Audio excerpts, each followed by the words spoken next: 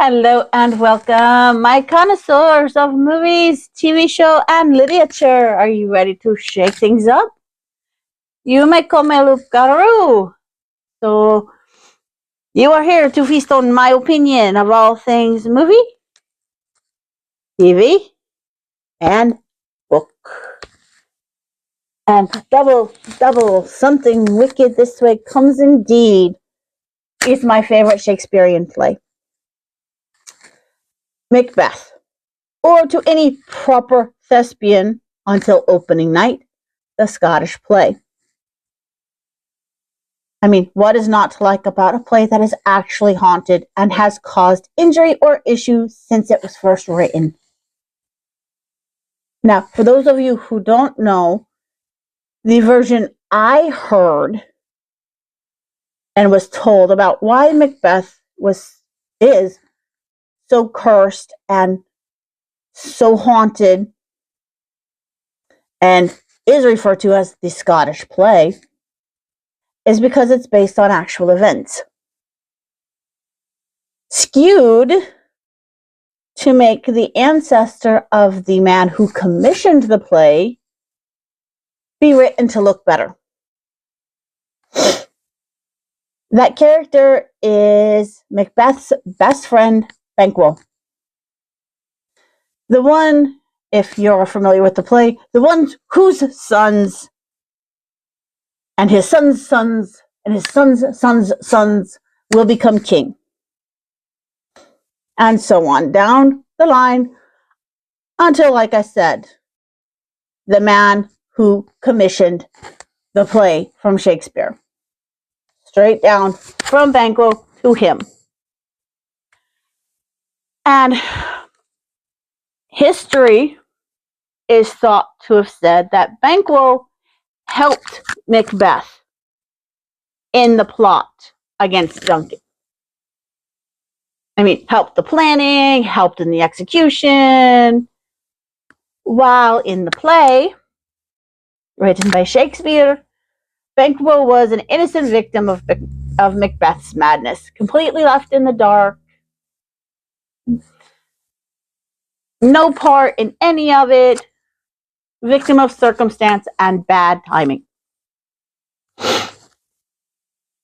But to the victors go the spoils, and Banquo's descendant was king at the time, of course. He is not going to want it known his ancestor was a kingslayer. Here that Shakespeare has a tendency to take their own flair on stories, like Richard III. Yes, Shakespeare likes to tell his own version of events anyway, and takes liberties. Just look at Richard III. Which is a play and a movie I have yet to watch or read. I own a Sir Ian McKellen version of Richard III. I just have not sat down to watch it. Bad. Luke Gallaroo.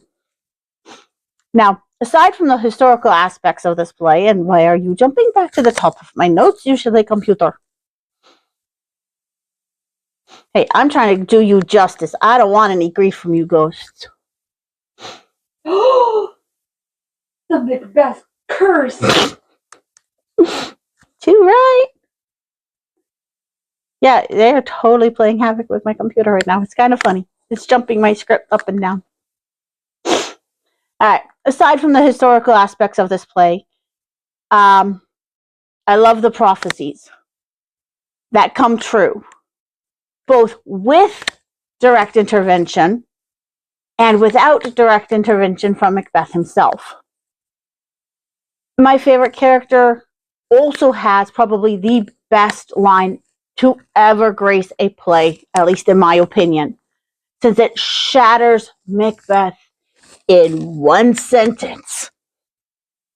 Macduff from his mother's womb was untimely ripped, which means in the whole of the world, only Macbeth, or only Macduff, who was an early cesarean section, or somebody like him, could end Macbeth's madness from the country, since he was not born of woman. He was carried by woman, sure, but because he was cut out, surgically removed, he was born of surgeon or physician or healer, however you want to call it. Like I said, one line from Macduff and Macbeth. I'm not immortal. I am going to flip and die. Because the whole of the prophecy from the Weird Sisters was, none of woman born shall harm Macbeth. I mean, they had more in the beginning, but they ended it. None of woman born shall harm Macbeth. And Macbeth is gloating that in his fight against Macduff. And that's why Macduff just stands up straighter. Tell whatever demons that you can sort that Macduff from his mother's womb was untimely ripped. Oh, so powerful. Because it just shatters the main character, the principal character. Now, I have seen only one old school adaptation of Macbeth. I do not own it. I cannot tell you who's in it. And because it was earlier in filming, it was like lacking cinematography, and it was filmed more like a stage play than a movie, which is not a bad thing. Though, like my Shakespearean pick in last week's video, I like Shakespeare's Retold MacBeth. Again, it's set in modern times. It's a different sort of kingdom. And you have James McAvoy playing Macbeth, his wife Emma,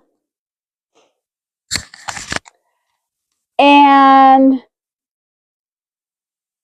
bonus, 2 of my flavors are in this version, one of whom plays Macduff. And for those of you who are brand new to my channel, a flavor is any actor I can binge watch. From their earliest work to their newest work, back to back to back to back to back, multiple times, and still see more nuance and subtlety to their performance that I may have missed in my previous watchings. It drives my family nuts. Now, this one does away with the Weird Sisters. You have the Binmen instead. And basically, the Binmen are powerful, supernatural beings that see everything that's going to happen through the trash the restaurant throws away. It's very fascinating. And my other flavor that's in this, Ralph Ineson plays Barry, one of the Binmen. So he has a few pop-on parts where he's telling Macbeth that pigs will fly before anything happens to you. And everybody knows there's only one way pigs fly if you're going to take it in a derogatory sense. Because most law enforcement do not like being called that. And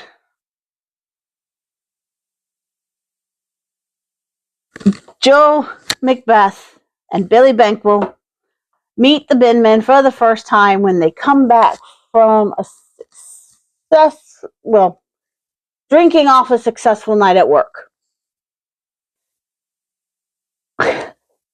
They're told that their restaurant that they work at is going to get 3 big Michelin stars, and it's going to go to Joe. Well, Duncan, the owner of the restaurant, basically says, unless I'm hit by a bus tomorrow, where then the restaurant will be yours, everything's going to my oldest boy, Malcolm, who's been understudying in the kitchens with MacBeth.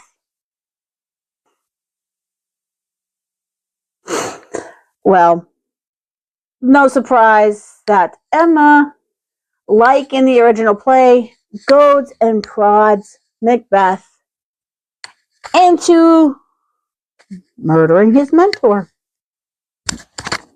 Stupid.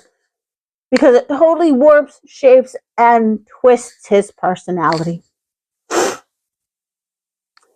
Now, I don't mind the bin men being men, because witches can come in any gender on the spectrum.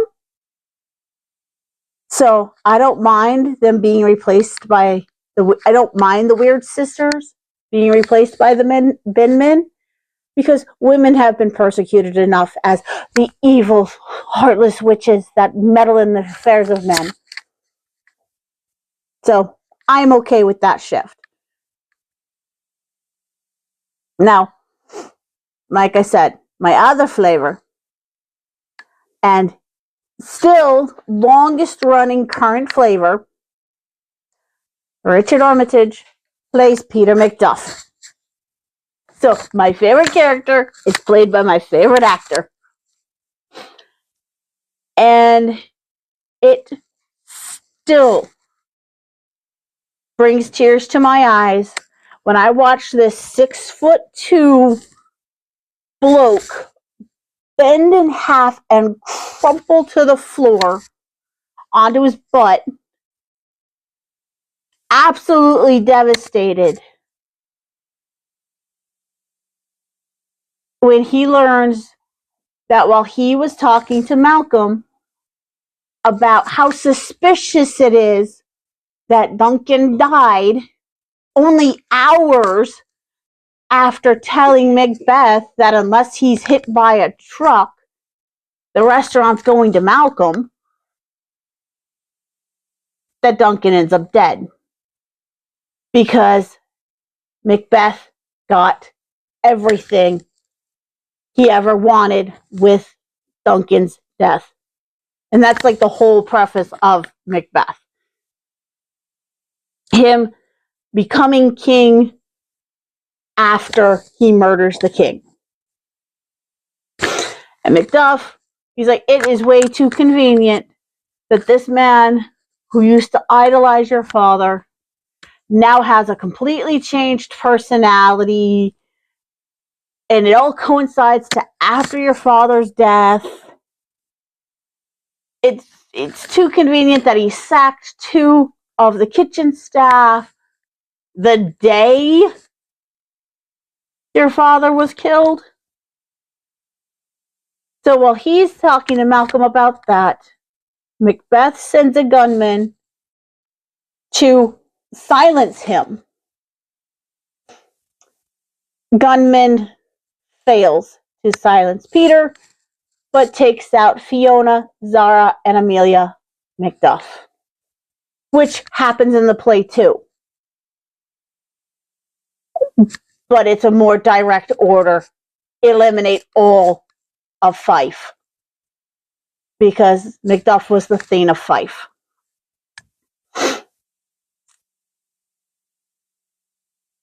And like I said, to watch him crumple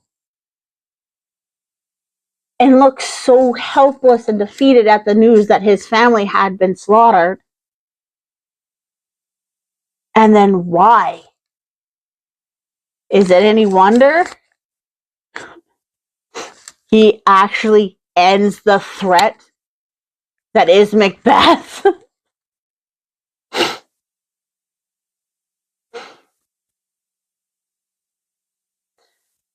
And Macbeth is sitting on the floor or sitting on the counter. He's sitting in the restaurant going, Macduff's still alive. My gunman failed. I'm too tired to care. Until pigs fly and land on my head, I'm not going to be hurt.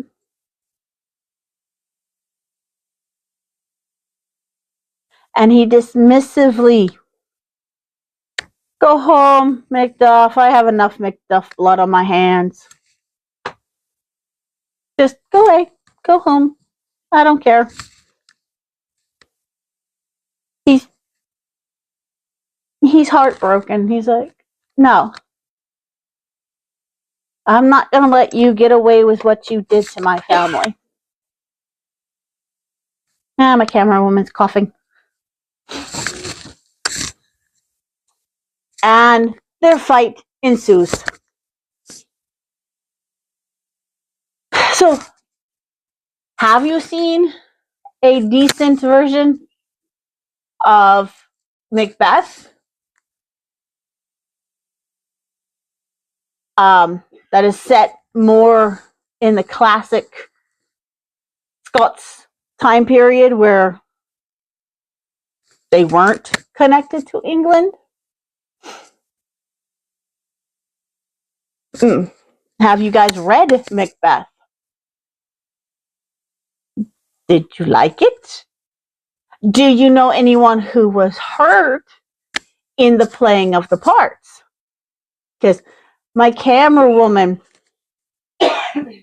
has met somebody who was actually harmed on opening night. No. He replaced the person who was harmed on opening night. Yes.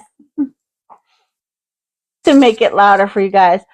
She knows the guy who was the understudy of Macbeth, who was harmed on opening night. And yeah, there's a lot of stories about things going wrong on that. It's a lot like you never tell an actor break a leg, or you never tell an actor good luck. That is the surest way to make sure something goes wrong with their show. You want to wish an actor the best of luck, you say break a leg. But preferably only a hairline fracture. Preferably no breaks at all.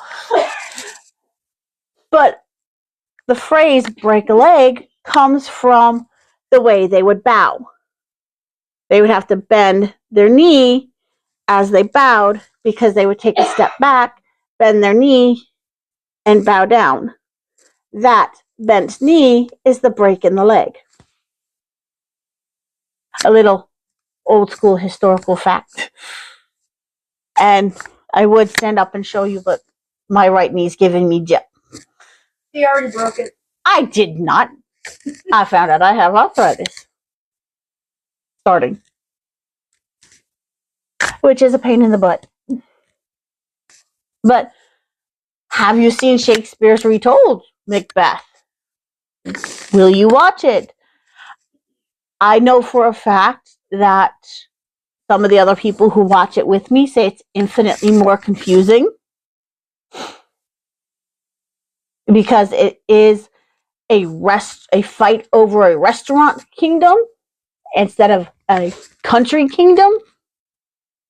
So a lot of the nuances are different. Like I said, I love it because my flavors are in it. But like I said, these are my opinions. Feel free to disagree. And kindness isn't is the key to understanding. So be kind to me and be kind to each other in the comments. And I'll see you in the next one. Bye.